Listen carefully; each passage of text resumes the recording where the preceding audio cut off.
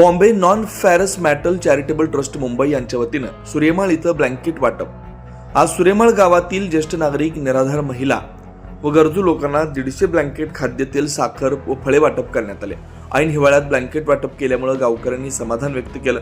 यावेळी ट्रस्टचे चेअरमन भंवरलाल जैन यांनी मनोगत व्यक्त करताना सांगितलं की सूर्यमाळ गावात येऊन आम्हाला आनंद झाला। दरवर्षी इतरत्र कुठेही अन्नधान्य व जीवनावश्यक वस्तू वाटप करण्यात येतं, मात्र यापुढे मोखाडा तालुक्यात येण्याचा प्रयत्न करू असं प्रतिपादन भंवरलाल जैन यांनी केलं।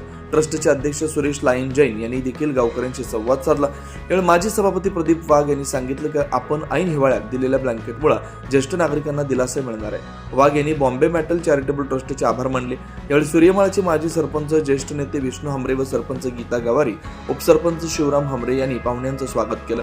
कार्यमाला चॅरिटेबल ट्रस्टचे चेअरमन भंवरलाल जैन, अध्यक्ष सुरेश लायन जैन, डायरेक्टर रतनलाल जैन, नरेंद्रभाई जैन, आझादभाई जैन, जितूभाई, पारसभाई जैन, पंकज जैन इत्यादी पदाधिकारी उपस्थित होते। कार्यक्रमासाठी दशरथ पाटील, चंदू खोरगडे यांनी उत्तम आयोजन केलं।